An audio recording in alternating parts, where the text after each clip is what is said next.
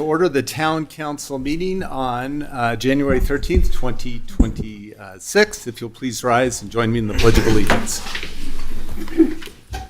I pledge allegiance to the flag of the United States of America and to the republic for which it stands, one nation, under God, indivisible, with liberty and justice for all. All right, will the town clerk please take roll call? Councilmember Mortellaro, Here. Councilmember O'Connor, Here. Mayor Pro Tem Bell, Here. Councilmember Hoback, Here. Councilmember Pessamorelli, Present. Councilmember Baer, Present. and Mayor Moore. Here. Mayor, you have a quorum. All right, thank you. Before I ask for approval of the agenda, we're going to pull item 2026-10, the Martin Luther King Jr. Day Proclamation. It's co-sponsored by Councilmember Baer and myself. Councilmember Baer is going to read that tonight. So with that one change, do I have a motion to approve the agenda? So moved. Second. All right, we have a motion and second. All in favor say aye. Aye. All opposed say no. All right, we have an agenda. All right, I'm going to go through a number of consent agenda items, so please bear with me. The first is 2026-9, approval of the December 16th, 2025 Town Council meeting minutes. Next item is 2026-48, Proclamation National Radon Action Month, and I am sponsoring that one. 2026-6, a resolution of the Town Council of the Town of Erie approving a construction contract with RCD Construction Incorporated for the Vista Ridge Ponds 8, 19, and 20. Item 2026-11, a resolution of the Town Council of the Town of Erie approving a professional service agreement with CTL Thompson for the engineering services for the Erie Town Center. Next item is 2026-12, a resolution of the Town Council of the Town of Erie adopting the town's fee schedule for 2026. Item 2026-15, a resolution of the Town Council of the Town of Erie approving a fifth amendment to the agreement for services with KG Facility Solutions for janitorial services. Item 2026-17, a resolution of the Town Council of the Town of Erie approving the fourth amendment to the agreement for professional services with Wank and Associates for the Schofield Farm conceptual design. Item 2026-18, a resolution of the Town Council of the Town of Erie approving a second amendment to the 5-year intergovernmental agreement with Boulder County Community Services for 2 dedicated co-responsors. Item 2026-26, a resolution of the Town Council of the Town of Erie adopting the town's 3-mile plan. Item 2026-35, a resolution of the Town Council of the Town of Erie consenting to the mayor's appointment of the Weld County Commissioner Scott James to the Town of Erie Urban Renewal Authority Board. And the last item on the consent agenda tonight is 2026-56, a resolution of the Town Council of the Town of Erie approving the 2026 council work plan. We have a motion to approve the consent agenda. So move. Second. All right, motion and second. All in favor say aye. Aye. All opposed say no. All right, the consent agenda passes. We'll move on to public comment, and we'll see if anybody has signed up to speak. I don't have anybody signed up. All right, then we will continue moving through the agenda tonight. The first item of business is the Martin. Mayor? We did sign up. Oh, you did sign up? Yeah, there's 2 of them. Okay. It's not showing on my list. I'm sorry. Please come to the podium and just state your name and location for the record. Mayor and council members. My name's John Rondash. So Lafayette, this is an ongoing thing with the KB Homes development over by 119th, flooding issues. So it's continually getting worse. I can just start at my 3 minutes. Is that okay? Yep. Yeah. Okay, so this is my 3rd time speaking. My next going to speak. It's going to be our 4th time. So basically, I'm here to just document the real ongoing impacts to the property that did not exist prior to the development, specifically related to the flooding and groundwater and septic system failures, which is now the big problem because of the groundwater being raised to surface levels. The background on it is the flooding was severe enough to force water through our basements, which clearly indicated from the prior conversations it was 100 gallons per hour that was going through the basement. which clearly indicates elevated groundwater pressure, not just surface runoff. What's happened today is our property operates on a septic tank and leach field system, which is entirely dependent on unsaturated soil to function properly.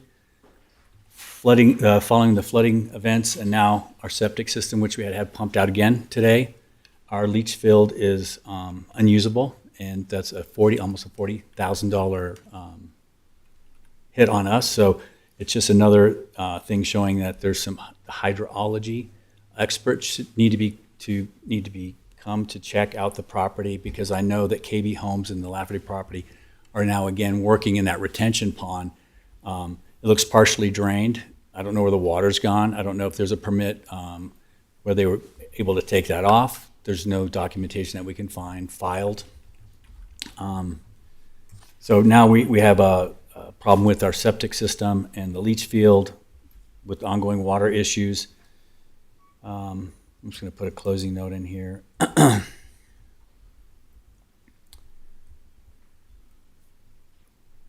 Also I noticed that the culverts that the railroad line runs across the side of our property, all three of those culverts seem to be open now. There is standing water sitting underneath those rail lines and along the side of it. These impacts did not exist before the development. They are directly tied to altered drainage, grading, and groundwater movement associated with the KB Homes project, which is the Lafferty property. I'm asking the city to formally acknowledge that private septic infrastructure is being damaged by public and private development decisions. At a minimum, I'm requesting an independent hydrological assessment, documentation of the pre and post development of groundwater conditions, and a pathway for mitigation and accountability. This is not theoretical. This 20 is seconds. measurable damage. A failed septic system affects health, safety, and property value and habitability. I appreciate the council's attention and expect the issue to be treated with seriousness as it is warranted. All right, thank you. I'm looking to our deputy town manager, Mr. Hammer. I believe a meeting is getting set up with the developer and staff, and I think I'm going to get invited. You don't need to answer that now, but will you send the council an update on where that is at? Yes, noted. Thank you.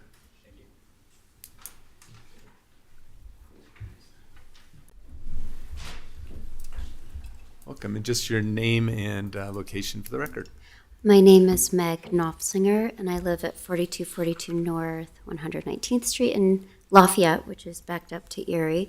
This is my fourth time coming and asking for help, and each time I come, you look at somebody over there and ask them if something's happening, and then we never hear anything, and we continue to have massive issues at the house. 13 years ago, I was living in Lyons, and my house was completely destroyed by the flood. I lost everything, and the kids and I were homeless for 6 months, moving from place to place. I finally got into a home and put everything I had into this home, and I've slowly repaired it, so it is a nice property for us to live on. And since KB Homes moved in, it's slowly, not that slowly, being destroyed. And so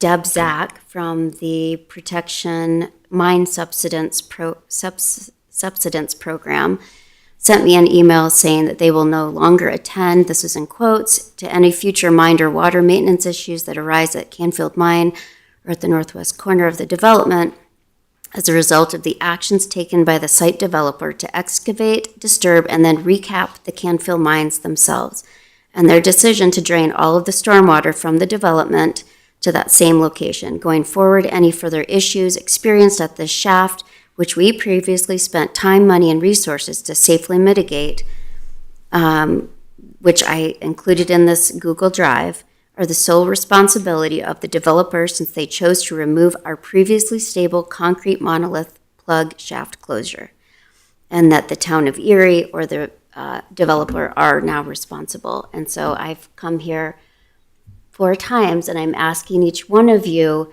to actually take this seriously, and please don't just nod your head or make a note or tell me that your studies are all the same as they have been before the KB Homes came in, because all the neighbors go up and see rivers coming down.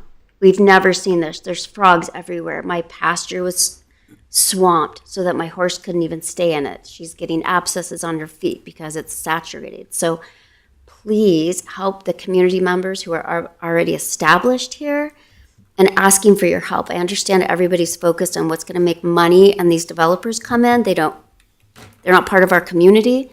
They don't live here. They're just here to make money. But I'm not the only person who's being affected. My neighbor's her well is wiggling because the ground is 20 saturated. seconds. Other homeowners are saying their trees are dying because it's so saturated with water. So please stop building and figure out what is happening to people who already live here. Thanks. All right, thank you for the comments. We will get an update on this. I think it was right before the holidays, the last communication came out to us. And so I just want everybody to know, it's not a dead issue. It's not being ignored. The question is, at what pace is it moving? So you're heard. All right, let me just ask, is there anybody else in the audience that would like to address us tonight? Is this about the pond? I'm sorry? Are you talking about the ponds? This is public comment. Public comment on, Well, I have them. okay, come on up.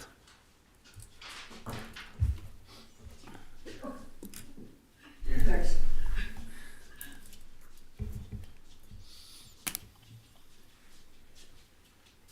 And just your name and location for the record. My name is Christine Emerson, 1600 Alpine Drive. I'm by the second hole of the golf course. I'm living there going on 21 years. That has never been empty of water. If you want it empty, you're going to have to tell the golf course, stop watering. You know the reason why the town built that golf course. Does anybody know? No. They did it because they didn't like being called the dump town. So they built the golf course. The golf course owns those ponds.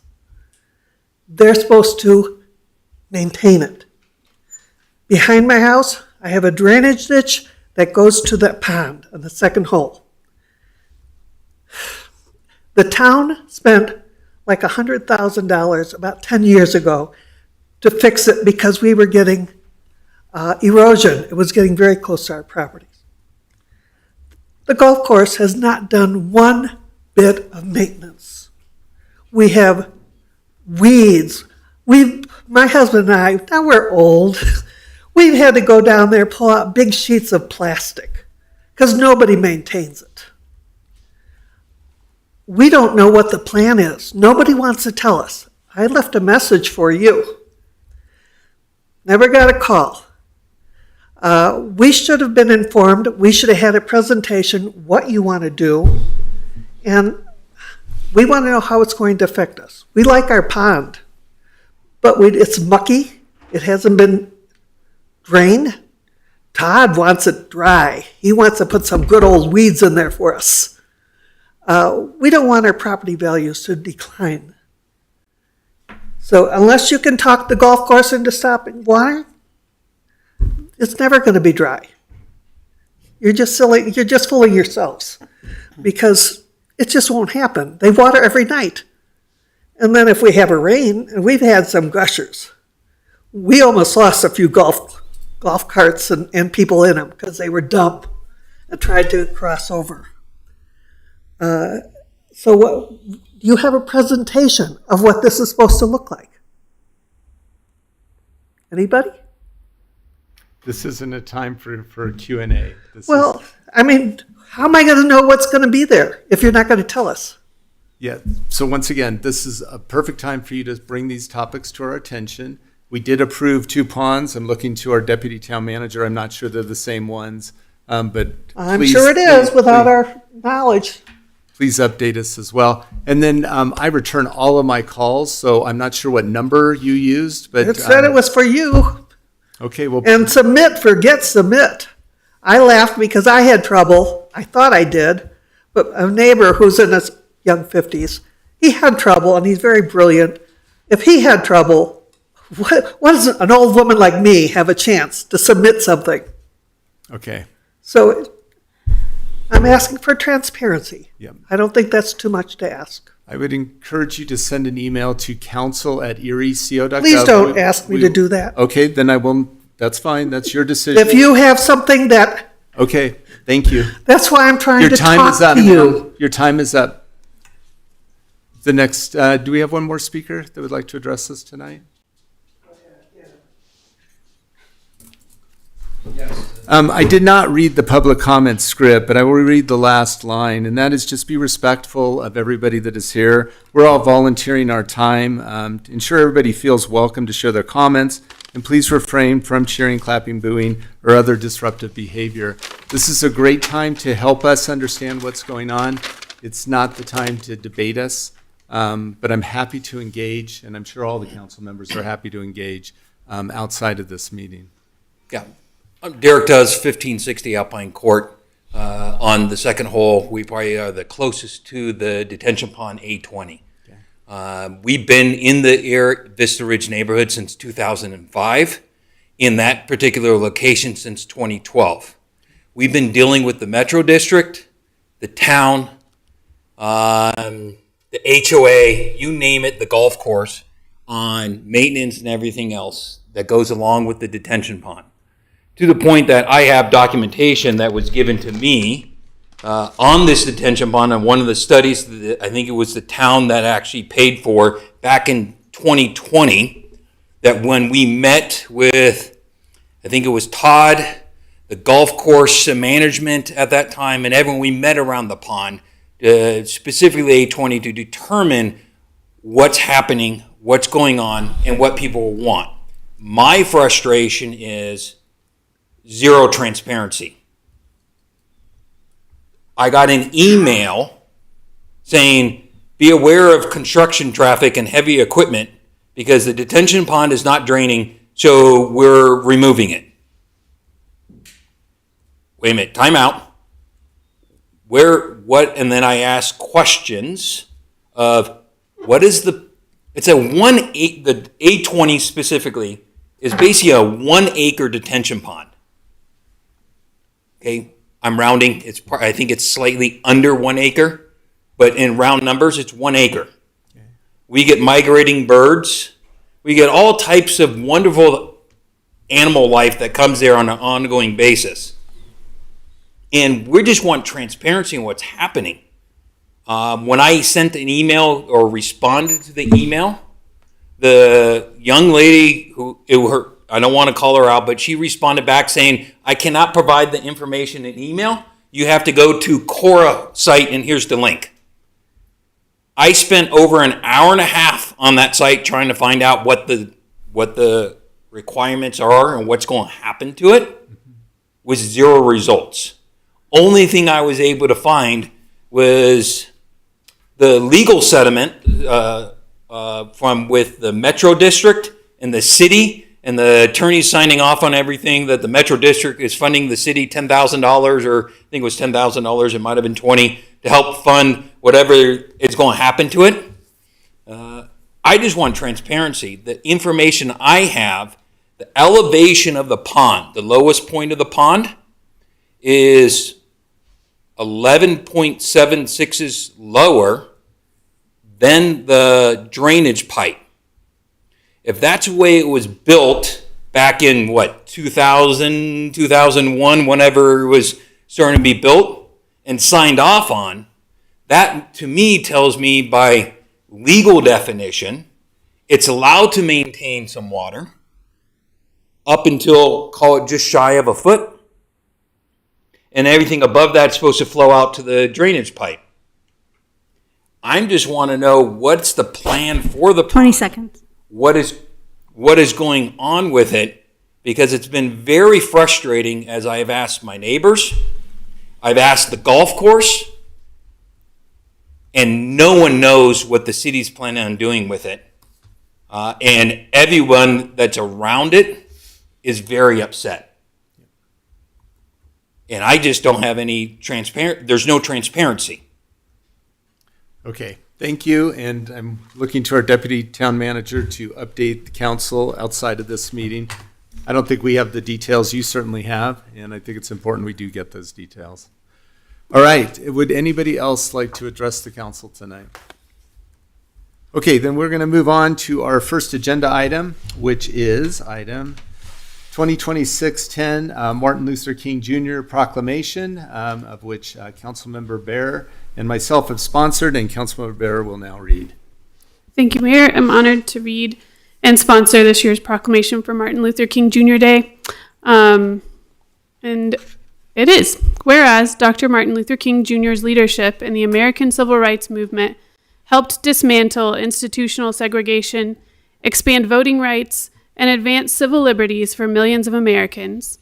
And whereas Martin Luther King Jr. Day is observed each January in recognition of the January 15th birth of Dr. King, with the federal holiday designated on the third Monday of January to encourage national reflection, education, and community service in honor of his life and enduring legacy.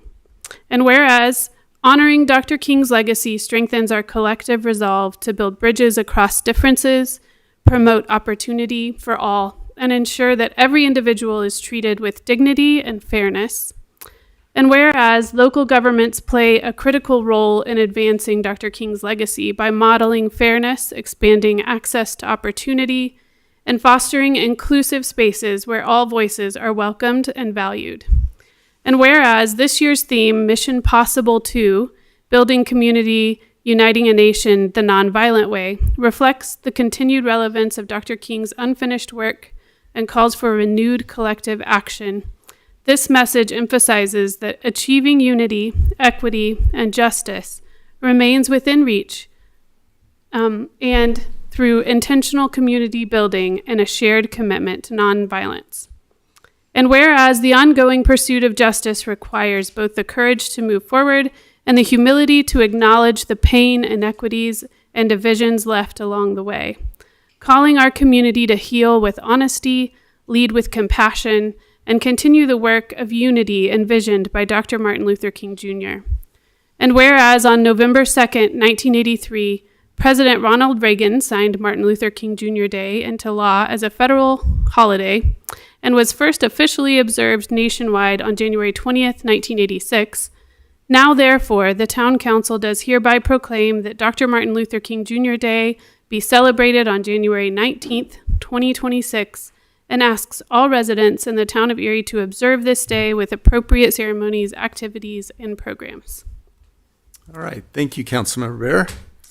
We're going to move on to our first general business item. It's item 2026-39, an ordinance concerning the financing of the acquisition and construction of a police facility and related improvements and other capital improvements of the town, and in connection therewith authorizing the execution and delivery by the town a site lease agreement, a lease purchase agreement, and other documents related thereto, and providing other matters related thereto.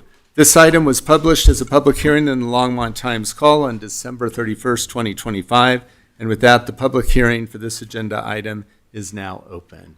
And I think I'm going to turn it over to Sarah, is that right? Yes. All right. That was louder than I expected. Hello, everybody. Sarah Hancock, Finance Director. Before we get started, I apologize for the length of that title. That I did not expect that you had to read it. But it is very important, all of the things contained within. So we're going to get into the details of what exactly we're doing this evening. I'm joined by representatives from Hilltop. So Maddie's here with us. And then we also have a couple of folks from Butler Snow, our bond counsel. So some of this is a little bit new, and we're ready to answer any questions that you have. So with that, I'm going to jump in. This is our jumping off point for certificates of participation. We are finally in the home stretch of actually being able to issue these and get the reimbursement resolution, actually have the funding for the items that we're already beginning to work on with the police station as well as mine mitigation for Town Center. So we're going to just do a very brief project review so that we can remember all of the projects we're funding with this. We're going to go through some preliminary estimates and then what the process is from this point forward, which again, we have support here to kind of talk through. So the first part of this is the large amount that we need for the public safety building. So $47 million is still currently the highest estimate that we expect on that building. We are waiting on that guaranteed maximum price, which we have timed the issuance of the COPs as closely as possible to when that's issued, so that we can ensure that that number is as accurate as possible. That, as you well know, is already under construction, and we've begun the process of getting that building renovated and expanded. The other projects include the town center mine mitigation at $5.1 million estimated in the Erie Community Center side, which is $2 million. This is an outdated demonstration of where the actual buildings will be, but what I want to make sure everybody understands is that this little section here with these little dots, that's at Erie Community Center side, and then the remaining amount is underneath town center. For the approved capital and debt budget that we have, I just want to highlight again that through the 2030 forecast and beyond, we do have the debt payments, the anticipated debt payment of 3.19, actually budgeted as a part of our debt. We anticipate to always keep that appropriated and in place, and any overage for the payment would be identified in the supplemental process. And when I say that, on the next page, we're going to look at the estimates at this point, which are slightly higher than that. And so we can talk through the different options that we have to accommodate that. So these COPs will be issued in two series. One will be the tax exempt portion of that, which will be related to the police station. And then because the other portion is going to have a private benefit above it, we do have to pay taxes on that portion. We're still working on some finalized numbers on the $2 million for the ECC, so that taxable number might actually go down to $5 million, but we'll have those in the final numbers for the COPs. They will have a 30-year final maturity to keep our payments down, and right now the debt service is estimated at 3.4, so just a couple $100,000 over that initial estimate that we have. But again, we can structure payments. We're going to see what our actual estimated or actual interest cost is. Right now it's estimated at 4.9. So we'll get a better idea of exactly what those payments will be once we actually have the final amount, but that's the maximum we would be going to. So for the issuance process, kind of where we go from here, we'll get approval tonight, hopefully, to move forward with the actual lease purchase and all of that. We did have our rating call today with Moody's, which went very, very well. They reviewed all of the town financials. They went through us on major projects, understanding our ACFR, our annual comprehensive report, all of that information. So we were really pleased with how that went. We will receive the rating before the end of the month, and then we'll actually post the preliminary offer, it says official, it should be offering statement, which is attached, the one that is approved to form to this agenda item. And so that might change slightly, but for the most part, all of that information contained in there is what will be offered whenever we actually go out to sell these certificates. And then we're hoping to close early March, and the funds will come in, and we will be able to account for all of that in the project fund. Now, where you might have a lot of questions are going to be around the parameters of the ordinance, and I will definitely let Maddie speak to this in more detail, but primarily these are the parameters for which we are just ensuring that the lease, that we have established parameters around the site lease and how all of that works. So there's a termination date, we have extension dates, there is the highest payment that we can actually get to, the certificates in terms of like what the exceeding amount, which is at this point 55 million. So there's just different parameters within there, contained within, to protect the town as well as the investors. And so tonight what we're asking is to approve the ordinance so that we can proceed with authorizing the process of the debt financing and move forward with the projects as planned. So with that, I'm going to open up for questions and discussion. And again, have lots of support here for the nitty gritty if you want to get into it. Okay, and is that the complete presentation, or will the bond council present anything, or just Q&A? They're just Q&A. They're here, all the good stuff. I'm happy to walk through the ordinance if you'd like. Yeah, I think any more background, and Absolutely. that's fine. Yeah. Go for it. Really, I think Sarah's covered most of it. This ordinance, we call this a parameters ordinance. So the council will be approving kind of the maximum amounts. And then so long as when the certificates go to market and are sold, as long as those numbers are less than what is approved, then one of the other things you're doing is approving the people at the town who are authorized to sign on behalf of the town. So we covered the parameters, so that's section 3. It covers the outside lease and site lease terms. Oh, thank you. Total principal amount of the base rentals, the maximum annual payment under the base rentals, and then total, as well as net effective interest rate. So if you look, it's farther down in section 3. It allows the mayor, town manager, finance director to sign all of the documents. So assuming that on pricing date, all of the numbers are less than what is approved, then those people are, can sign the documents. In section 4, there is a list of the documents that the council will be approving as to form tonight.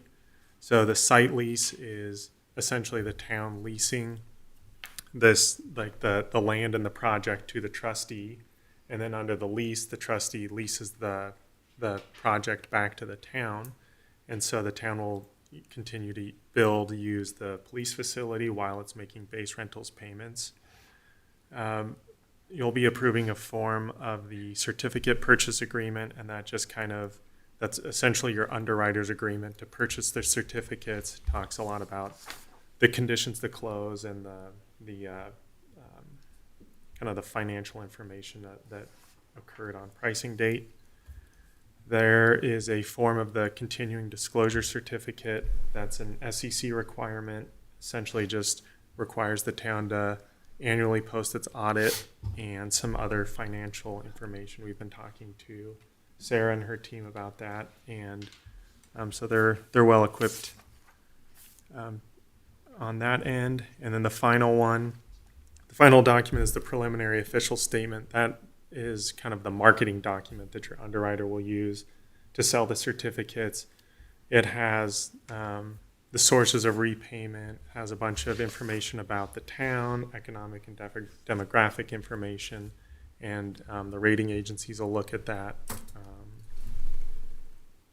And I think that's kind of the high-level summary. If there's other specific questions, happy to cover those too. All right, I'll bring it back to council and see if there's any questions. Councilmember Hobeck. Thank you. Just one quick question. Could you, since not everyone's a lease expert, explain the difference between the site lease termination date and the lease term, and why there's a 10-year discrepancy between the two? Or difference, not a discrepancy. Yeah, so the site lease is the initial lease from the town to the trustee, and that's what essentially gives the trustee the authority to lease the site back to the town. So the reason that there's a 10-year difference is that if the town were to non-appropriate and decided it didn't want to pay the base rentals in any year, that gives the trustee and the investors extra time to try and recoup their investment. So the town would, under the lease, they would have to vacate the building, and then the trustee would be permitted to try to release that building and essentially recoup those costs. So that's why there's a difference. But assuming the base rentals are all paid on time or even paid early, then those leases all terminate upon full repayment. Great, thank you. Okay, other questions? Yeah, thanks. I just have a couple questions. Just to clarify, so it's basically for 30 years, the amount of about $54 million, not at 4.9. That's what you got. So the payment for 30 years is about 3.4 million, and it stays constant through there. So on slide 8, could you help me understand item D, not to exceed 4.6 million? Yes. So, good evening, Maddie Podanovic with Hilltop Securities. We are the town's municipal advisor. You've probably seen myself and my colleague Jason Simmons at, I think, a study session for those of you that were around last year talking about this item. So item D, the 4.6 million, is the maximum annual payment. So if you were to compare that to the schedule, I believe on the prior page, where we're at about 4.4 million, what the parameters are essentially saying is that if we were to go to market and issue the COPs, and that annual payment for the combined 2 series for the total borrowing amount were to exceed 4.6 million, then the town would essentially not be able to enter into that obligation on that day. And so it's sort of creating a maximum annual amount that we're comfortable with, but also that legally we are required to meet in order to issue the COPs, because that's what grants that delegation authority that Dean mentioned. When he was going through the ordinance, we have to fit all of those parameters that are on that slide, that we have to fit within that bucket for everything, whether that's a maximum annual payment, a total repayment, interest rate, et cetera. Okay, thanks. And there's no penalty for early if we pay it off earlier. So municipal securities are typically sold with a 10-year call option. So unlike your mortgage, where if rates go down at any point in time, you can go back and refinance at a lower rate, there is a lockout period for municipal bonds that's expected by investors. They want some guarantee that investment is going to be out there for a period of time. So we anticipate having a 10-year call option, so essentially 10 years from the date of issuance. The town would be able to refinance or prepay without any penalty on that date or any time thereafter. Okay, thank you. Okay. Other questions? Councilmember O'Connor? Thank you. Following up with Councilmember Mortellara's question regarding the early payment, can you pay, well, just, so on the preliminary estimate, it's coming in at about 3.4 million. Correct. Can you pay twice that if, say, You conceivably could, and you can sort of put those funds in escrow and what we would call defease future payments, essentially, but it's not very effective. Like, it's not a great use of your money, candidly. So you could conceivably set money aside. What we typically suggest for folks that we have clients that are looking to do that is internally, you would essentially kind of create a reserve held somewhere that you would, if you have an extra. As an example, if you have a operating surplus one year and you say, oh, there's $2 million, we'd really like that to go towards that prepayment when those COPs are callable, then you would just sort of designate that within, Sarah could speak to the fund designation much better than I can, but you would essentially, allocate that as an assigned reserve or something along those lines within maybe like your capital fund or something like that, so that when you actually go to refund those COPs for interest rate savings in the future, then you can apply those funds at that time. okay, that makes sense. And help me understand this. So the estimate's 3.4 million a year, but with a maximum of 4.6, and we wouldn't know that until it's issued.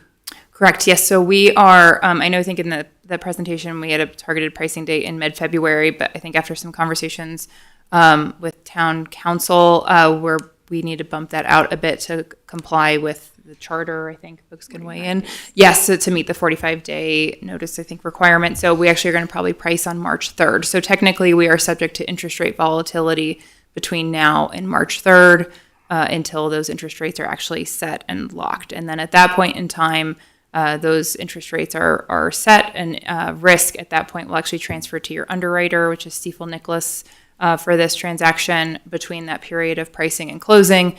And then on that closing date, which will be about 2 weeks later, is when funds are actually delivered. So yes, you are subject to some market volatility in that period. That said, that would be a lot of market volatility to get from 3.4 million to 4.6 million. I also will say that this is a parameters ordinance. It does not require the town to do anything. You do not have to issue these COPs. So if something from a market event were to happen between now and that first week of March, we would typically, hit pause potentially, depending on what that is. If interest rates skyrocket and we don't think that's in your best interest to proceed with the transaction at that time, then we would hit pause. You have a reimbursement resolution in place. The town can continue to spend with anticipation to get reimbursed with COP proceeds at some point in time. And typically, when we have seen market events like that, usually in a worst case scenario, that would be the case for about a week or two, and then the market kind of re-engages and things calm down and settle down. Okay. I'll also add that if for some reason it is, significantly higher, I would not make that decision in a vacuum. I would certainly come back to council to have a discussion. So just to be clear, I would not ever approve 4.6 million without discussing it with the council.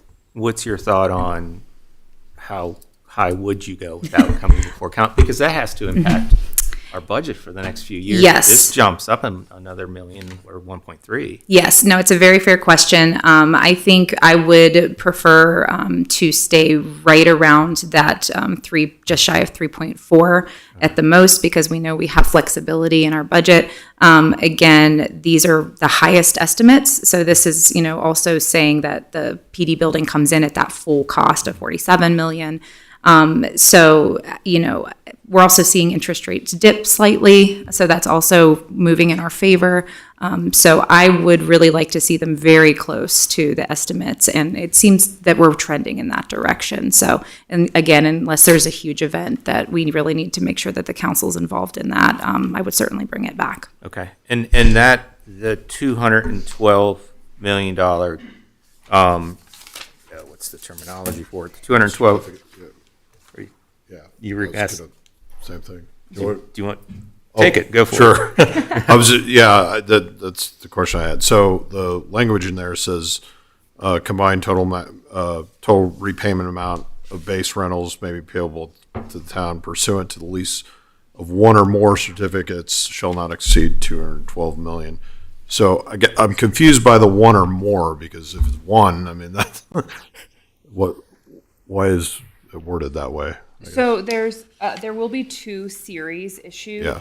related to this, because we have to designate between the tax exempt and taxable.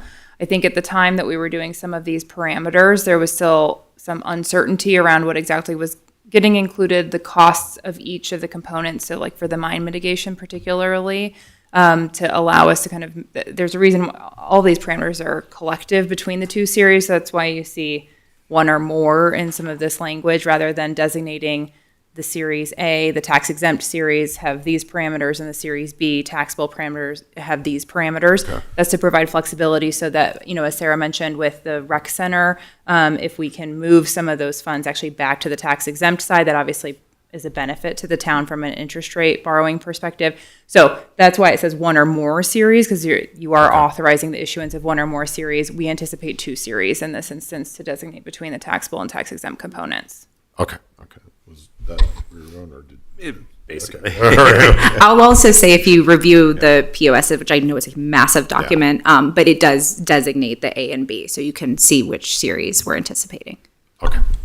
All right, I'm coming back to Councilor O'Connor to see if all your questions are asked. Well, I just have one other, and that has to deal with the actual lease agreement. If it is, in theory, paid in 10 years when it can be callable, does that lease end at that time, or does that? Okay, you're nodding. Yeah, that terminates the lease. Yeah. I'm sorry. Yeah, that terminates the lease. Okay. Thanks. Okay, Councilor Fitzgerald. So the question I have is, so you said it locks at somewhere in 4.9 interest rate in March timeframe? So our current interest rate assumption, our net effective interest rate, which is related to that 5.5% parameter, is about 4.66%. That's our essentially current estimated borrowing cost for the town. That is subject to fluctuation between now and our current targeted pricing date of March 3rd. Once those certificates, those are actually priced through an order period. So your underwriter, Stifel, will go out to public market investors and offer essentially, unlike a mortgage where, you have one large investment, they actually sell these in individual serial maturities. So each year actually has its own ability for someone to purchase. So your 2027 maturity, 2028 maturity, et cetera. So they will go and take orders for each of those maturities through an order period on the morning of March 3rd. Once those are set, that certificate purchase agreement that Dean mentioned, that is what is executed between the town, the trustee, and the underwriter. And at that point in time, your interest rates are locked and set and will not change. So we will have a final interest rate and know your final payments. So since this is subject to market volatility until then, yes. Let's assume after March, if it goes down, do we have to wait until 10 years? Yes. Yes, I will say from an overall market perspective this year, we are anticipating tax exempt rates to be relatively range bound. I know there's a lot of conversation around what's happening at the Fed with interest rates and potentially those going down. What I will say is when that occurs and as those conversations are happening, those are actually already priced into our market. So the expectation of what's happening on the Federal Reserve level is already sort of anticipated, much like it would be in the stock market, as an example. And actually what causes volatility and was when, as you might expect, the opposite happens of what's already baked into the market, right? And then also what I'll note is the, Fed Reserve rates are really short-term overnight rates. So they have a very minimal impact on our market, and tax-exempt rates particularly. Ours is much more driven by overall market dynamics and, CPI reports and labor data and all those types of things, more so on a prospective basis of where we think where generally people think the market is going. Given where we are today, there's obviously a lot of uncertainty and sort of the geopolitical climate that we operate within. That said, other than some major market moving event, we don't anticipate rates to materially really change this year. Yeah, the question is, are there any options if rates go down other than waiting for 10 years? No. No. Thank you. Mm-hmm. Okay. All right, then I guess. I got one other All right. task, and this might be I've to got a couple, so I just want to make sure everybody else is done. This might be for Deputy Town Manager Hammer or Director Bollinger. Is the how do we know where we're going to mitigate on the rec center side? I know with the commercial side, we know if we follow with the plans where those buildings are going to be placed, we know where the mitigation is going to happen. How do we know if there's no? Luke will give you an update, but one of the agreements that you approved this evening was further geotechnical with CTL Thompson. Okay. That'll help with that investigative piece. And Luke, anything to add? Luke Bollinger, Director of Parks and Recreation, what Deputy Town Manager Hammer said. Yeah, so once that initial investigation is complete, then we'll know the severity, if, for lack of a better word, of how we need to mitigate the underground. The lucky thing on that side of the road is we're not planning any structural foundations like you would in the building. It's more for hardcore services or what we could expand on that side. So we aren't necessarily planning any major structures like an anchor grocer or buildings. Like pickleball courts. So it'll be much less mitigation on our side. Okay, but is there going to be? Does it need to be as strategic as the commercial side, where those? No, because you're not planning building foundations. Okay. And caissons and things like that. Okay. It's not a heavy of an over excavation process for hard sport courts versus building foundation systems. Is that entire piece of land just going to be, based on the geotechnical work, just going to be overall mitigated, or? I think that will come with the CTL Thompson. We'll know more. Okay. Recommendations. Okay. Thank you. You're welcome. All right, I've got a couple questions for you. Let's see. The first one was, you said you went to Moody's for the bond rating. I know that we're about ready to pay off the rec center bonds, which, by the way, I got to go to Moody's and Finch in New York City when I was mayor the first time to get Erie's first bond rating. And so this is kind of exciting to see that get retired and then something new happening here. So what happened to our credit rating as they recognize that we're going to take out this additional debt? Well, I was going to say we'll know soon. Yes. They are taking that into consideration. They look at all of that in our financials, but I'll let you speak a little bit more to it. Yeah, so the town's general obligation bond ratings, which is that original rec center bond, and then obviously the bonds that were issued to build the first portion of the police station, carry a rating of AA1 from Moody's. And so, AAA is obviously the highest, so you are just one notch below the highest rating, which is obviously a fantastic compliment to the management and financial position of the town. They do not anticipate really, I don't think, anything changing. Aside from the conversation that was had today, they reviewed the town's financials as recently as last November and affirmed the rating, so we really don't anticipate anything materially changing. I will note that COPs, because of the annual appropriation nature of that obligation, have a one-notch distinction from that general obligation bond rating. So your GOs have a rating of AA1. We anticipate the COPs will have a rating, I guess, of AA2, potentially, AA2 here because your leased property is the police station, which they deem to be very essential, which is good. So, All right, I'm going to try to translate that a little bit, just up one level. And basically, the rec center is being paid for by property taxes Correct. that are dedicated by the voters to say this money has to go to pay for them. So the risk on those bonds is pretty low Correct. because you've got an ongoing revenue it's stream. essentially the strongest credit pledge you can give. There you go. And the COPs here are, they're subject to an annual appropriation that any council in the future could say, yeah, we're not going to pay that, which I can't see a council doing that. But that is, I guess, a risk that the investors take on. Although I think the recovery is you take our police station from us. Correct. So what do you do about the undermining? We're using COPs to pay for undermining. There's nothing to take. So what is the undermined ground secured by? Yeah, so the leased property here is the existing built police station as well as the expansion. And so there is an insured replacement value of that existing police facility that is approximately equal to the cost of the mine mitigation project. And so from that perspective, an investor is whole from a kind of loan to value perspective. Yeah, perfect. Thank you. Then my last question is, if a citizen of Erie wanted to buy one of these bonds, how could they go about doing so? Yes, if they would like to, I don't know what the correct forum is for them to submit an email to the town, but then they can be connected with the town's underwriter to discuss options to do so. Okay, yeah, I would like to see that as public information on where to go.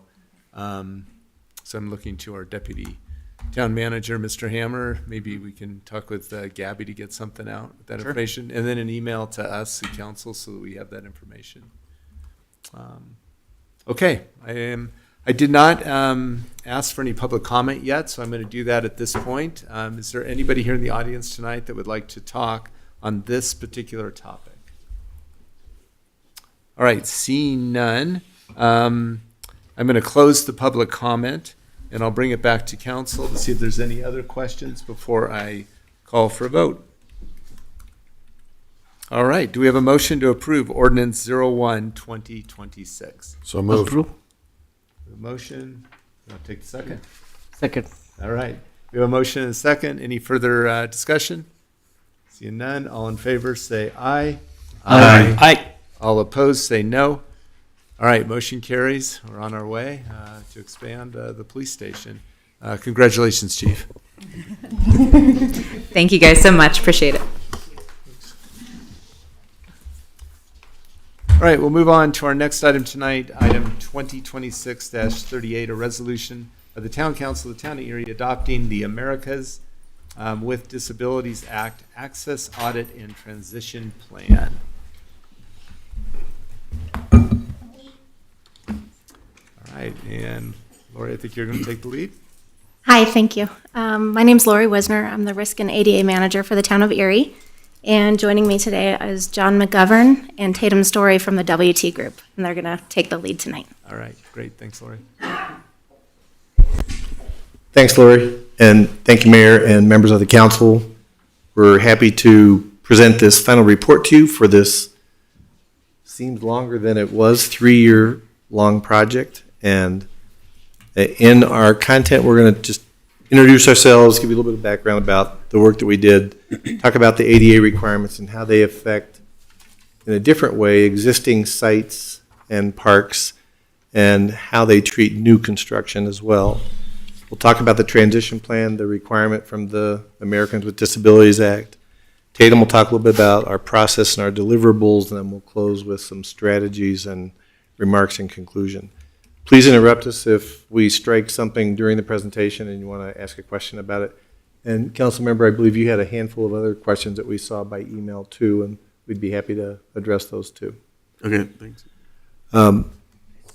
My career started in local government in New Mexico and worked in Illinois, and as a local government employee and certainly in local government leadership as you are, there really wasn't much of a doubt that we had a moral obligation to serve people with disabilities, but did we have a legal obligation? So I'm one of the local government people who was a Parks and Rec guy and went and got a law degree. So I graduated right at the time the ADA was becoming law, so kind of right place at the right time for me.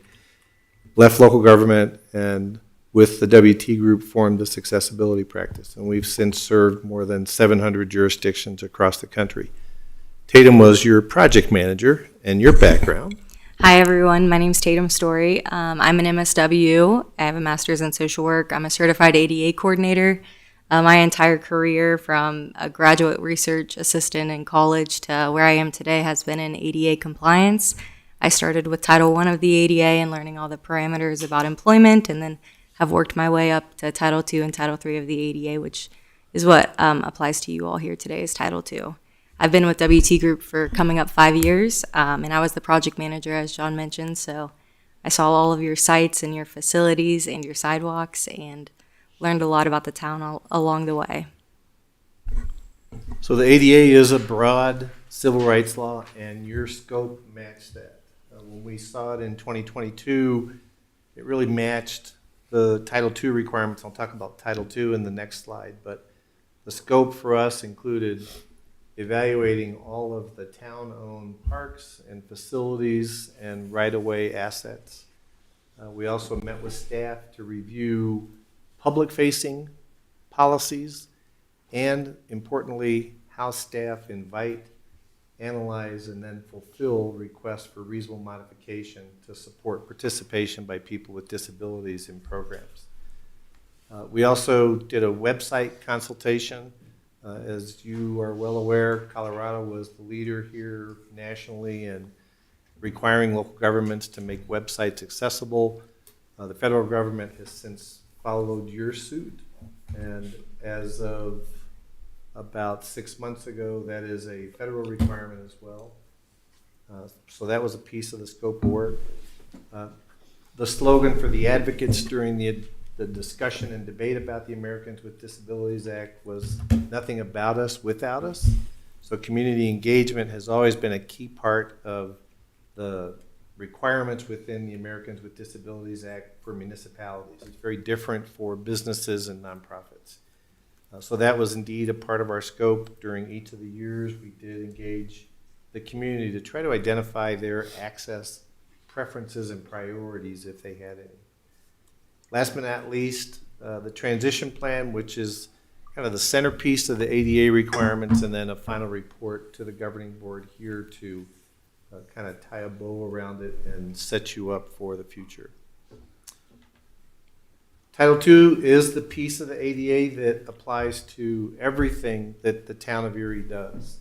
So it governs services, it governs public comment at a board meeting, it governs how you plan recreation programs, it governs how you design new facilities like this part of the building. So it's very broad in scope, and again, your scope matched that. There are a couple of key differences, and one I'll start with is with regard to design and construction of new sites. So any new site must strictly meet the federal 2010 standards for accessible design or any Colorado requirements that are more stringent. So during our 3-year time here, we did see some new construction that did not meet the requirements. In our mind, there are 3 factors that make a site accessible. One is, did the designer get it right? Second is, if the designer got it right, did the contractor do it right? And we all know that that interface between design and construction is not perfect. And then third is all about the town. Did the town maintain what was designed right and constructed right? So sometimes we see that maintenance may be the issue that makes a site non-compliant. Sometimes we see its design, sometimes we see its construction. For existing sites, it's completely different. Existing sites, the idea is not that every part of this room be accessible. It's that the program or the activity that occurs here is accessible. So let me make up an example, because your meeting room is so accessible that otherwise it wouldn't work. If you met in a second floor of a building that had an elevator to it, but did not have a ramp to it, and the elevator was down, and I come to the meeting to participate or to make public comment, and I use a mobility device, you have the option of relocating the meeting for that night. You have the option of doing it virtually, and I can virtually participate. So for existing sites, you're given more ways in the Title II regulation for how you can make that program or that opportunity for me to make public comment if I use a mobility device, something that is available to me. That is also part of the evaluation of existing sites. We are pretty diligent at existing sites. We don't take anything for granted. We evaluate every single thing that we see in a room or at a park. And as I mentioned earlier, we follow the federal standards and the Colorado standards, but we also do address smart practices. The standards are incomplete, even though they are 225 pages long. In particular, in the area of parks and recreation, there are still some things that either are not cited as final and enforceable, or that could be improved upon. And so we include those, and in our reports, those were all tagged as smart practices. We talked about the program access test earlier. I think the third bullet point is important here. The Department of Justice is really clear that with regard to existing sites, not necessarily every existing site must be accessible. So when we apply the program access test, we give town staff what we call the park grid. And the Department of Justice has, for 35 years, avoided giving you a ratio or percentage of the same type of site that must be accessible. We're not the Department of Justice, so we're comfortable telling you that we think a minimum of one of every three of the same type of site should be accessible.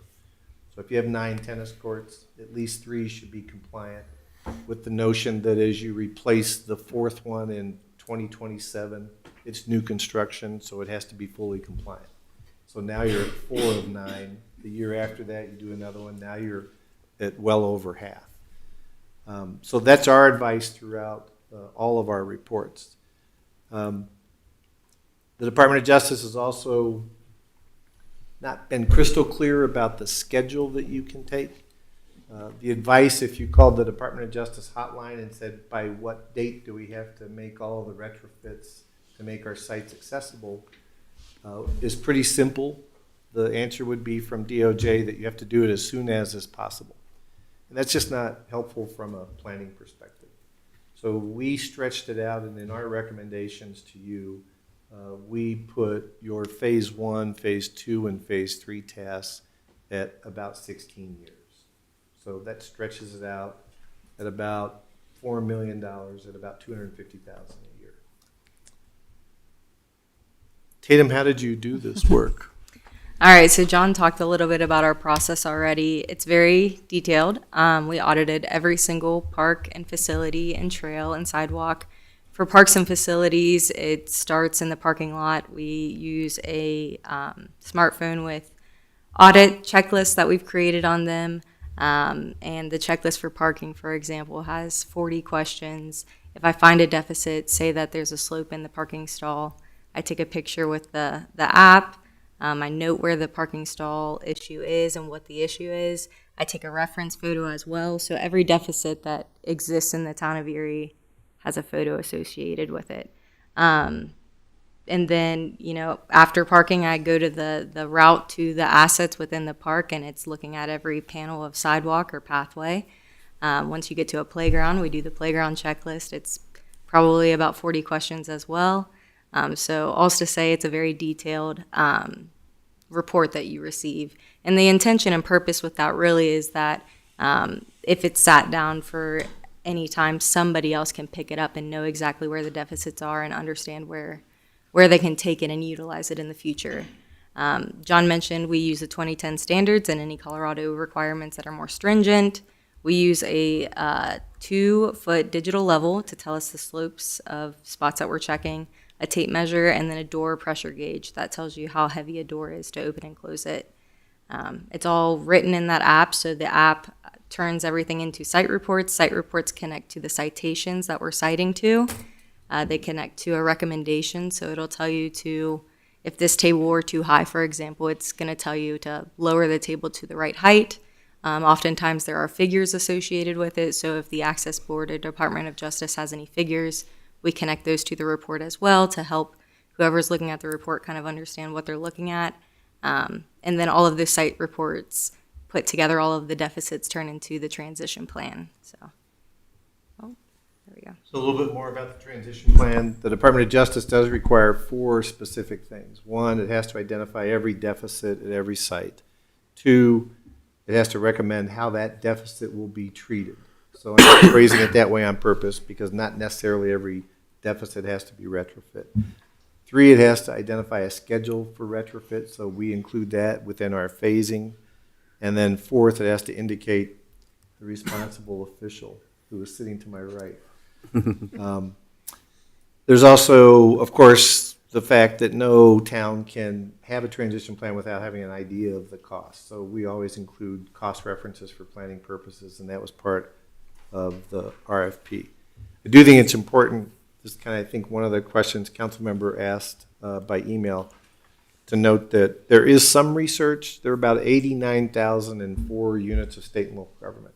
There is some research that shows that only about 13 to 15% have completed transition plans. And I think there are a couple of reasons why. One, relief under the ADA is injunctive in nature. So this isn't like a safety issue where somebody becomes seriously injured and the town is looking at a multi-million-dollar issue. Instead, it's the town is looking at a court or a federal agency coming back in and telling you you have to do the transition plan. So I think that that has contributed to some jurisdictions not doing this before this time. I think it's worth noting that you are, at least to our knowledge, the first in this general region to do this. And you're probably aware that some of your neighbors have since picked up and started transition plan activity as well. I think the next slide talks a little bit about the right-of-way priorities. The Department of Justice wants you to do the heavy lifting with regard to parks and facilities, but regarding right-of-way, they have kind of preempted that decision-making for you. So the Department of Justice is really clear that the highest priority for right-of-way compliance is right-of-way assets that serve Title II entity sites, so public school district sites, any county sites, town sites, a state university is another example, bus stops or transit stops. So those are the number 1 priority. We generally recommend that you try to blend that priority with severity, and there might be a situation where the second priority, public accommodations, businesses and retail centers, have a more severe need, and a local government site has a less severe issue, and so maybe that shuffles the priority approach. Third priority is places of employment, and then the 4th priority is other, which is very broad. It includes everything from residential areas to private clubs to places of worship. I think that certainly a town can adjust the priorities to meet your own goals, but for right-of-way assets, there's got to be a pretty clear rationale as to why you're not going to stick to the Department of Justice guidance here. Okay, so some of the deliverables, or really all of the deliverables we've provided with this, are the 27 access audit site reports. Those are all of the parks and facilities. There's a program and policy report that details the information provided and recommendations related to the staff interviews and policies that we reviewed. The transition plan and pivot table, of course.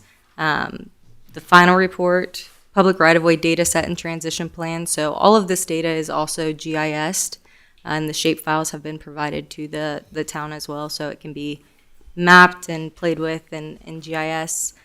Community engagement and staff training. So John mentioned that we did community engagement 3 times for the town each year for the project. Each year that we did it, we also did a survey to seek feedback, and the raw data is available for the survey, as well as a survey report that really analyzes the data. And we're doing staff training tomorrow. Thursday, yep. So strategies, I think the first one is obvious, build and maintain strong relationships with the communities of people who have disabilities. I think we've all come to realize that if I have a child who uses a mobility device, my interests are completely different than if I myself have a hearing impairment or a vision impairment. So every community is different. It's hard to say that all people who have a disability have the same interest, but maintaining that relationship, attending their meetings, asking for their feedback is really important as you move ahead. I think the second piece, and we've seen this in another large jurisdiction here in Colorado, is do this every year. Budget funds for this every year and make sure that you expend funds toward the transition plan projects. There is an increased awareness amongst the communities of people who have disabilities that cities and towns and counties and states have this obligation. So we have seen from Puerto Rico to Los Angeles to Chicago to Pittsburgh to Denver to Dallas to San Antonio to every other size jurisdiction, their own residents bringing enforcement actions against them. So I think being proactive about this and doing it every year is certainly a way to address that. My mom told me not to brag about what we do right, but I think this is a time that you want to ignore the mom voice in your head and tell the community what you're doing right. We saw a lot of things at Erie sites that were really well done, that were very well thought out, that were ahead of the curve. We also saw some things that need some work, and I think one of those is trails. I mentioned that the standards are incomplete. There is not a final and enforceable trail guideline today.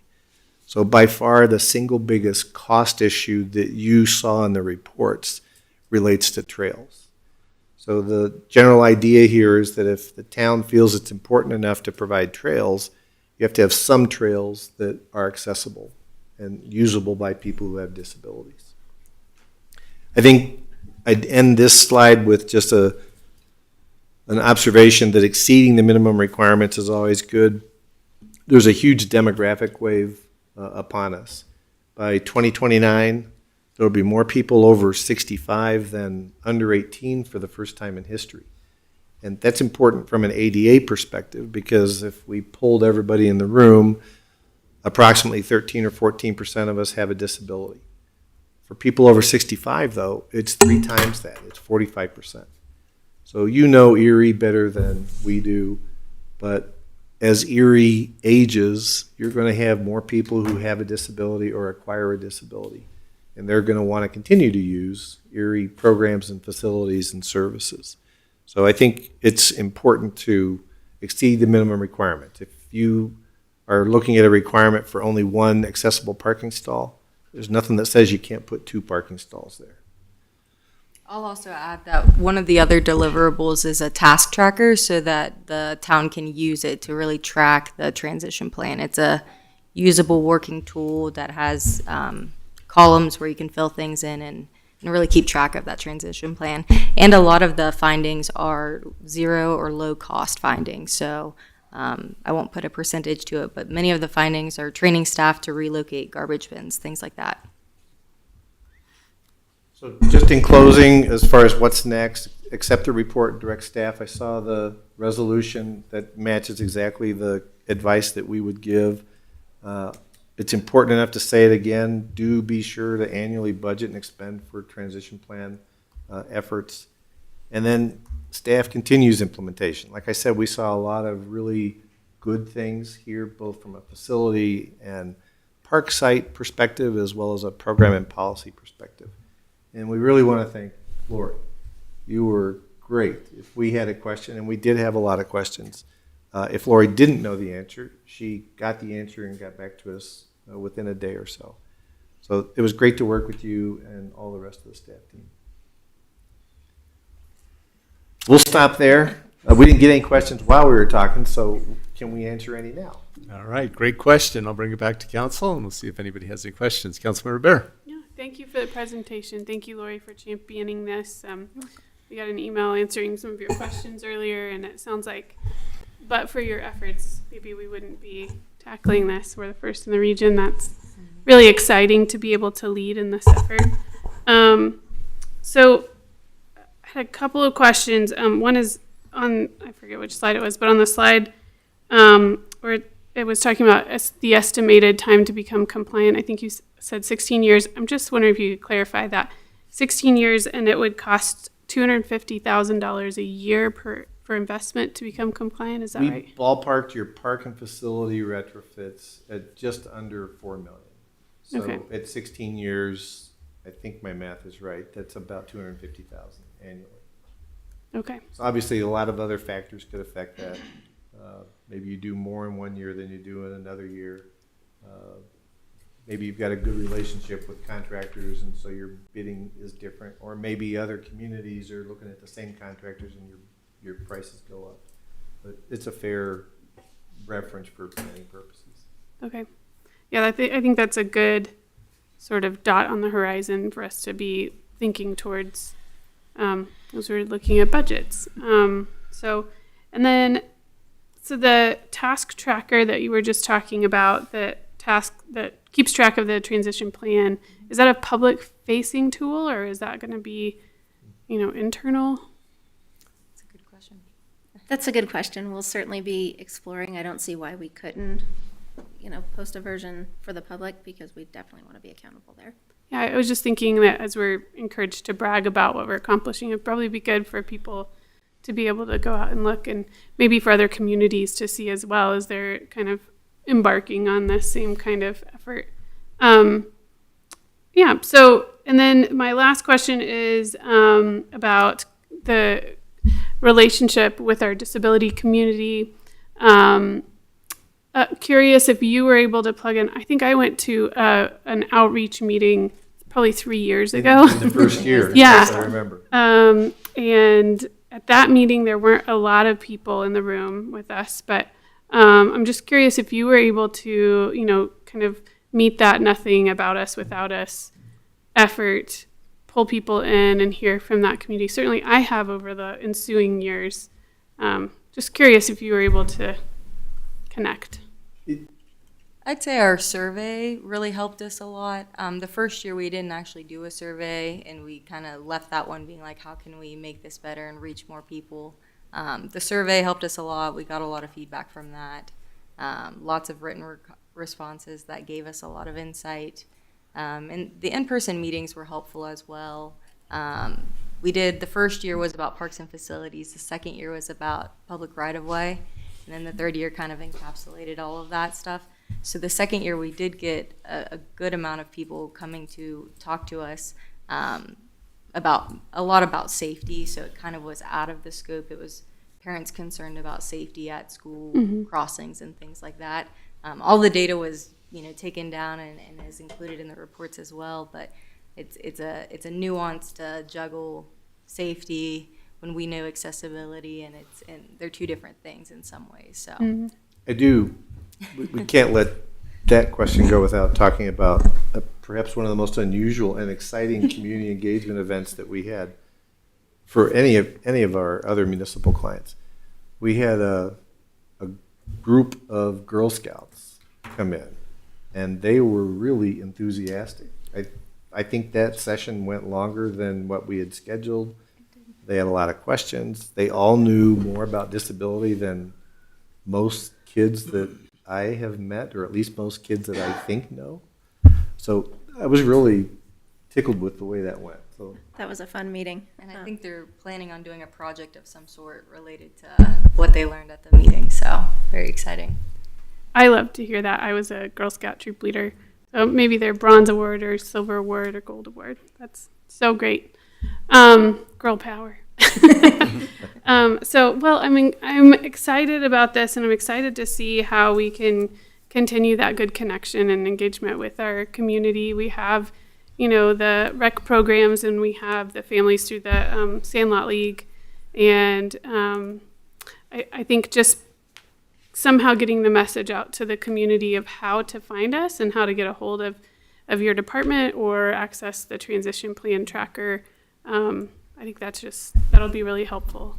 I'll add that some municipalities will make the transition plan available upon request just because it's a lot of detail. We looked at, not here obviously, but we look at detention facilities in some municipalities, and some don't want the details of those spaces out there, or employment spaces. We also look at employment spaces, so it'll tell you like the room number of any office that we audited, maybe even their name. So it's just make sure you do a fine look before you to make sure you're good with what's being put out there. Yeah, that makes sense. Thank you. Good. Councilmember Mortolero.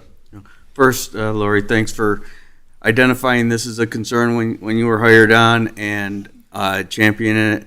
If you've been working on it for 3 years, you had to get in the budget, so you've been working on it for four years. So thank you for that. One of the off of Councilmember Bear's comment, are there local advocacy groups that we are working with or should be working with to help to get more feedback and and help to set the priorities? Absolutely. Do you want me to take this one? Okay. We did have quite a list of entities that we did communicate with and try to engage in the community engagement process. Most of them we did not hear from, but we did have some very strong voices come also and provide great feedback and great experiences.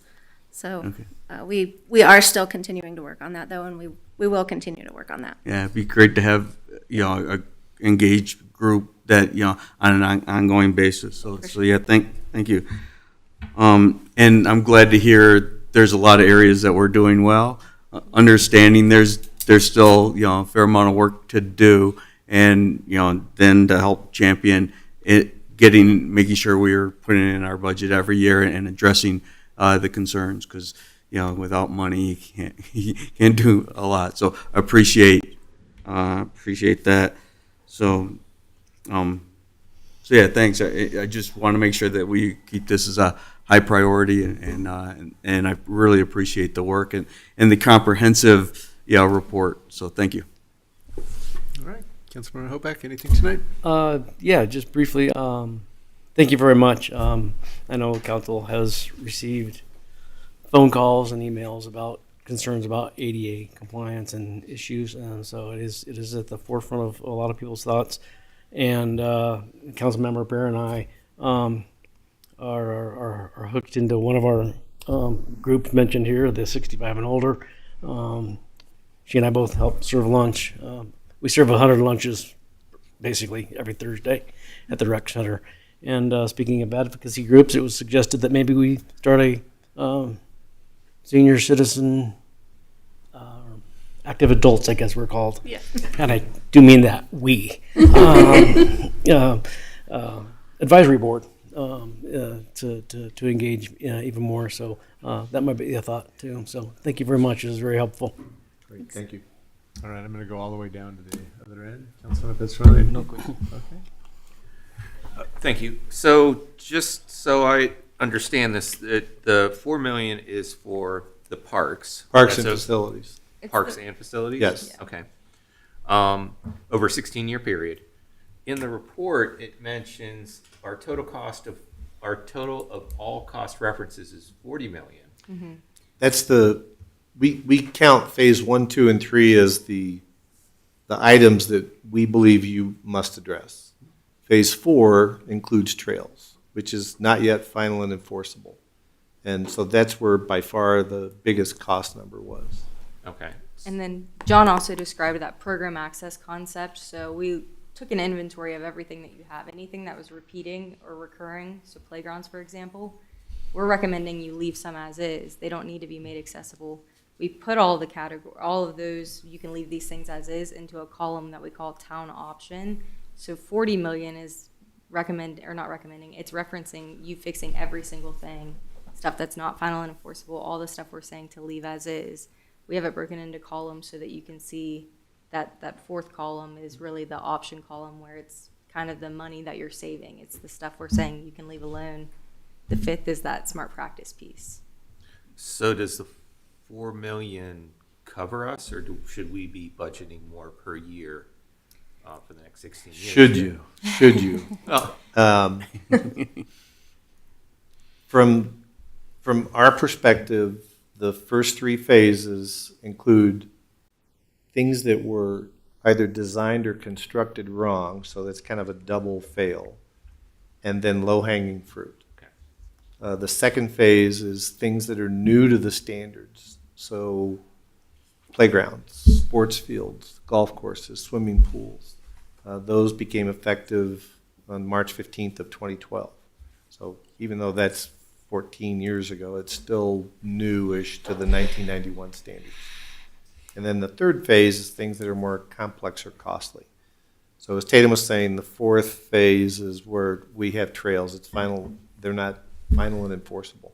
But the catch here is that, as I was saying when I was talking about the trail piece, the town clearly feels that trails are important. So if you make that opportunity available, it's just like public comment. If you make public comment available, it's got to be available to somebody who has a disability too. So the same would apply to trails. So even though it's not in one of our first three phases, it's still an issue that we think you should address. Okay. Does that help? It does. Right. It's just wanting to understand that to your point. Raise your hand if you'd like more black and white clarification from Washington on this. But it's just to your point of making sure that we're budgeting money every year to come into compliance with this. Is, I guess my question is that enough? I mean, we tried to give you an option or two in the discussion on trails in the final report. We have a client in Arizona who, very difficult terrain. It's in the Tucson area, and they wanted, instead of trying to retrofit their existing trails, they wanted to build trail loops in relatively flat areas. So they added miles to their trail network, but they made sure that what they added was compliant. Okay. So that's another way to do it, and that's probably a less expensive way than trying to build up a mountain, because you have different, we've noticed this. Thank you. That makes sense. Thanks. All right, Mayor Pro Tem. Thank you. Actually, I'm going to, so Luke doesn't have to come up from the back of the room. I'm going to direct this to Patrick here. With the program that we had for the HOA park improvements, would that cover some of this so that the money here is being used mainly for stuff that we own or improvements there? Yeah, and I think this is actually probably a good segue. We have Luke and John Ferruzzi. Oh, okay. Who can both probably talk a little bit about staff's future plan through the budget process to make sure that infrastructure going forward encapsulates what we're learning as part of this process. Sure. So I think the short answer is yes. Okay. I think any time that we're looking at capital infrastructure, this helps us automatically build in that lens of making sure whatever we do now is capturing the most current standards. Gotcha. Luke can probably chat a little bit more about the Parks and Rec. And then I know we've got one more item after this, plus a couple of exec sessions. But if you do have questions specific to transportation, we did ask Mr. Ferruzzi to be here as well, just to give a little snippet on how budgets are integrated in going forward. Sure.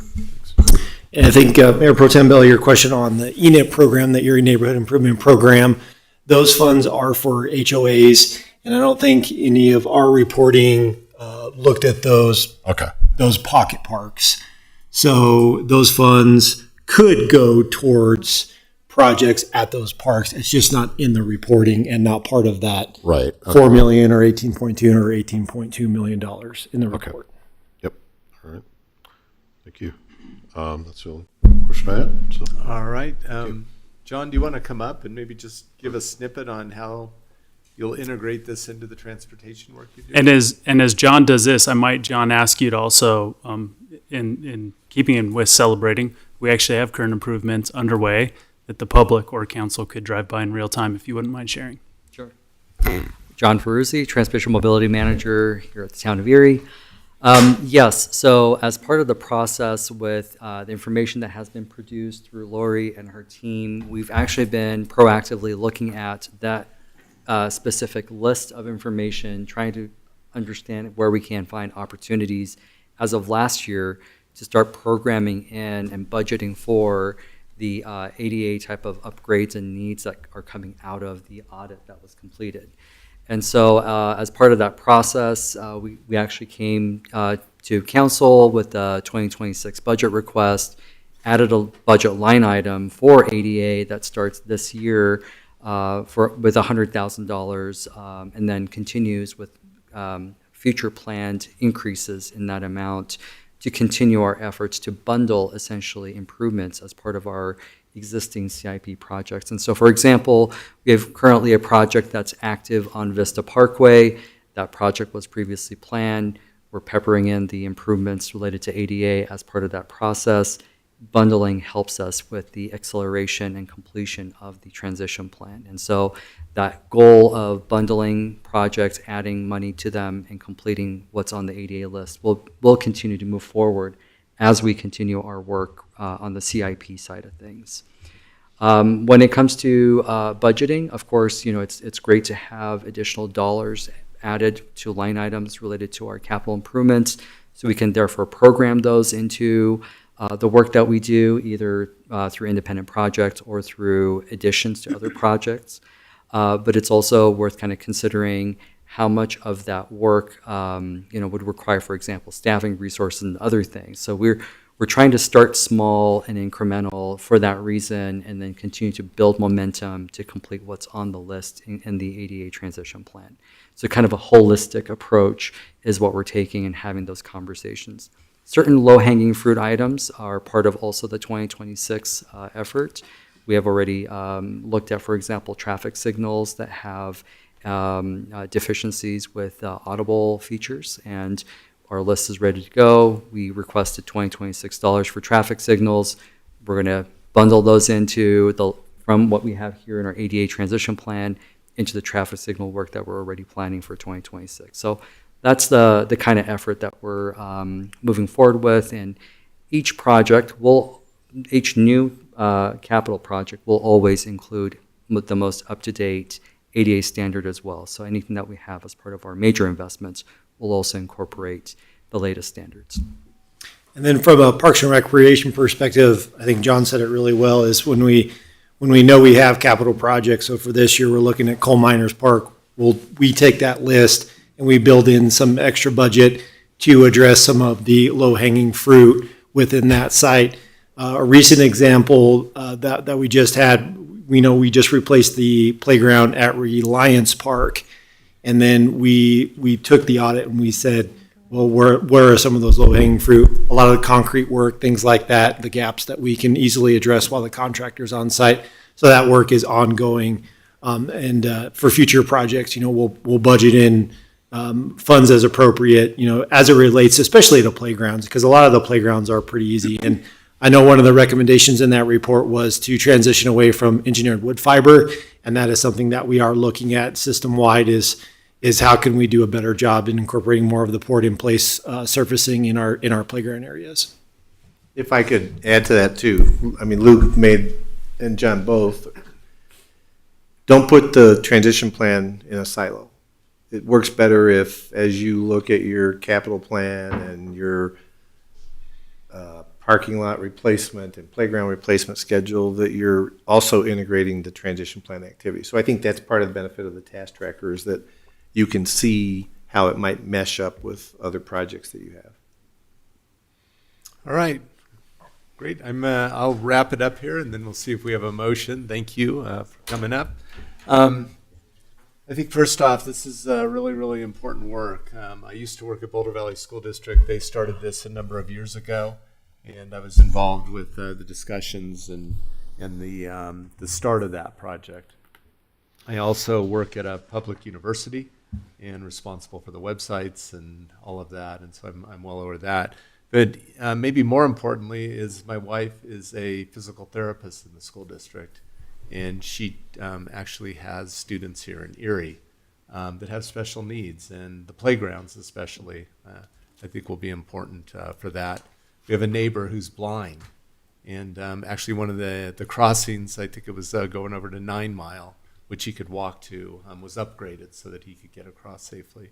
So I'm well aware of individual cases, and that's just the tip of the iceberg. I'm almost in that 65 group, and I think that statistic you said earlier, it triples, I think, our disabilities as we hit that age and beyond. And so really, really important work to be done here. So thank you. Thank you, Lori, for leading it all. All right, I will see if there's a motion to approve Resolution 26007. Mayor, I would like to, as a member of family that is a member of the ADA community, it would be my honor to move to accept and adopt the Americans with Disabilities Act Access Audit and Transition Plan. All right, that's a motion to approve Resolution Second. then 26007. Exactly. Okay, just making sure for the record. Do we have a second? Second. Second. Motion second. Any further discussion? All right, all in favor, say aye. Aye. All opposed, say no. All right, motion carries. Thank you very much. Thank you. Thank you. Thank you. All right, we'll move on to our last public item for tonight, and that's 2026-14, a resolution of the Town Council of the Town of Erie approving the distribution of funding through the 2026 Grants to Communities program. And I'll turn it over to Meredith. Good evening, Mayor and Council. Meredith Muth, Director of Administrative Services. I'm here tonight to discuss the 2026 funding for grants to communities. As you know, the town provides funding for local nonprofits for services and events that benefit local Erie residents. The applications this year were reviewed by a staff committee, and you have a recommendation in your packet this evening. For 2026, the application requirements were changed based on direction we took from you guys in August. And with that direction, we limited service grants to $12,000 and event applications to 2 per organization, limited at $5,000 each. We received applications requesting totaling approximately $200,000, which is unfortunate because we had $80,000 to give out. So there were some really tough decisions to be made. Staff really tried to look for where the best use of the money was in our recommendation, and it allocates less for events and more for services, with a particular focus on essential services for lower income residents.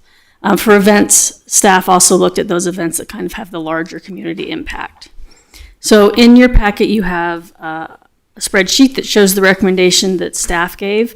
Tonight, you can either approve that recommendation as presented, or you can move the money around and we can do something slightly different. That's really up to you guys this evening.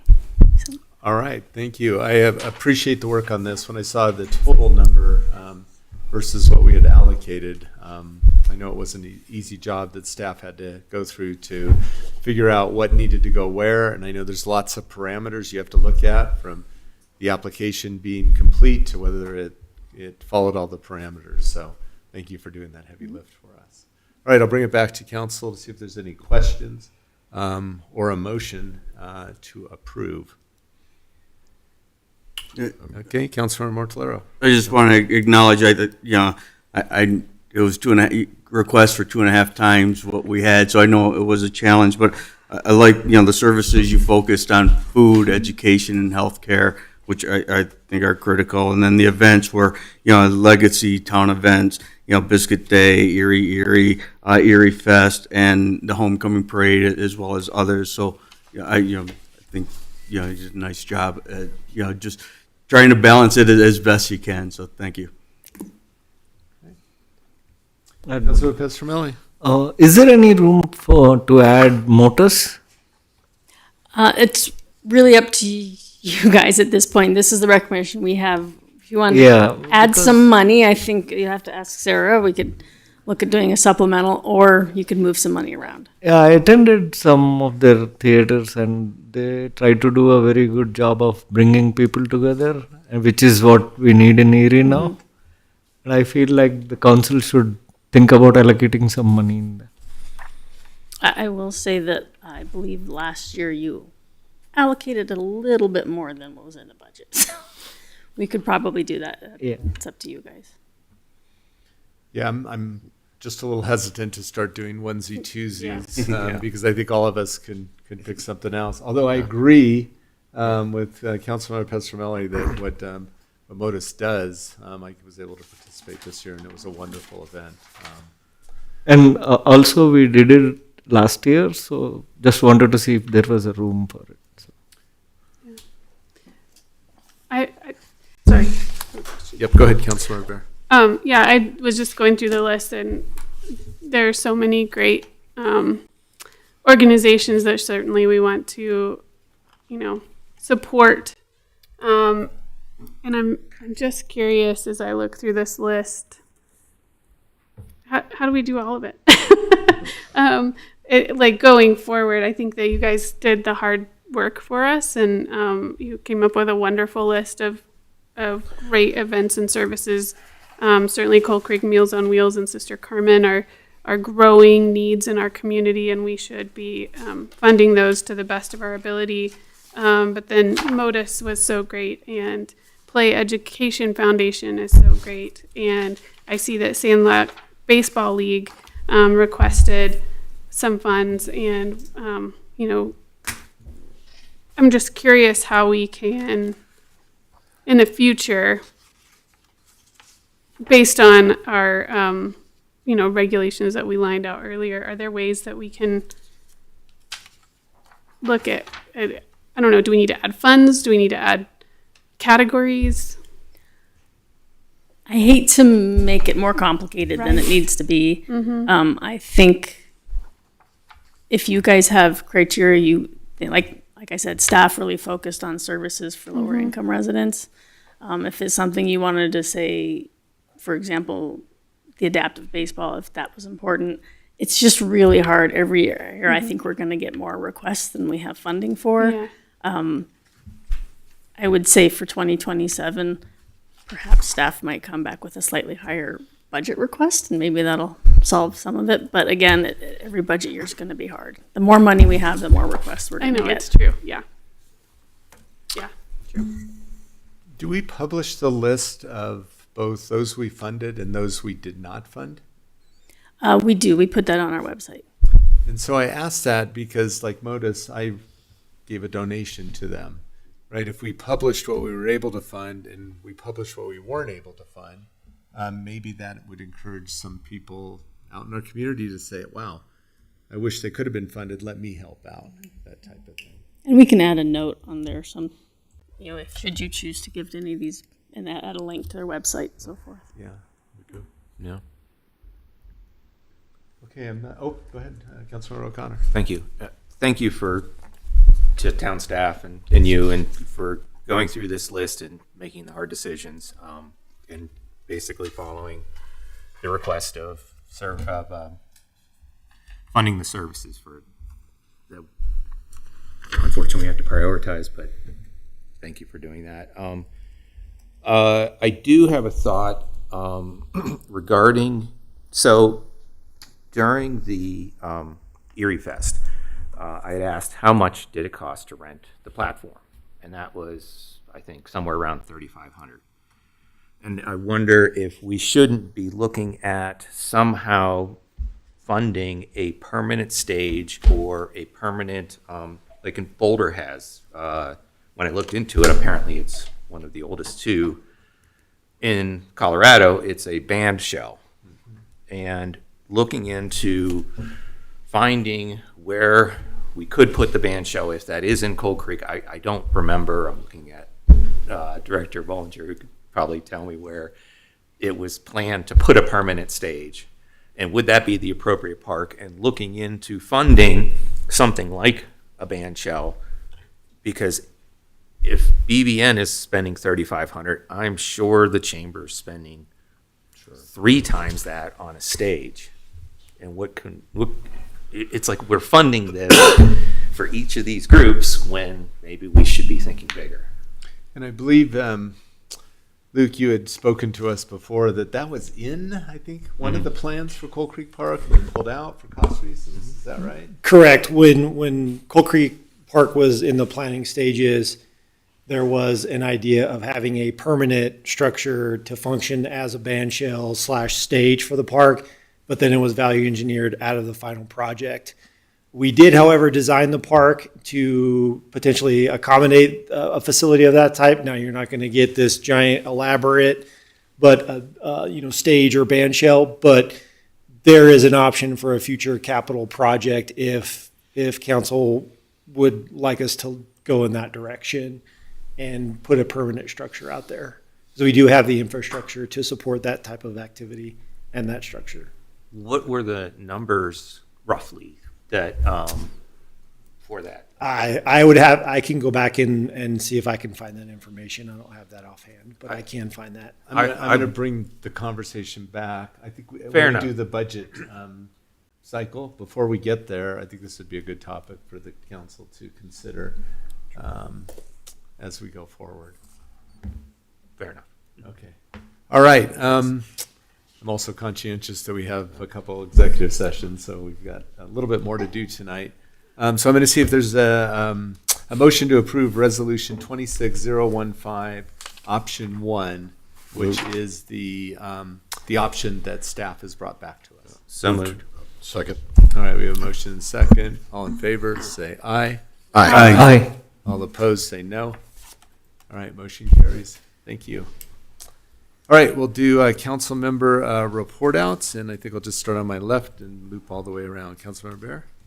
Thank you so much. I guess just to start us off with the item we just discussed, there's some really great organizations that are listed in the agenda, and I would encourage the community to go out and look into those and see if it's something that you would like to support, including the Sandlot Adaptive Baseball League and the Play Education Foundation in particular. They're great organizations that serve our community, and Modus as well. Just really great ways to be involved and support those in our community. In the last few weeks, or I guess, well, it feels like it's been several weeks since the beginning of the year, but it hasn't. But I've been to Dr. Cog, went to the Commuting Solutions Legislative Breakfast, where the governor came and talked about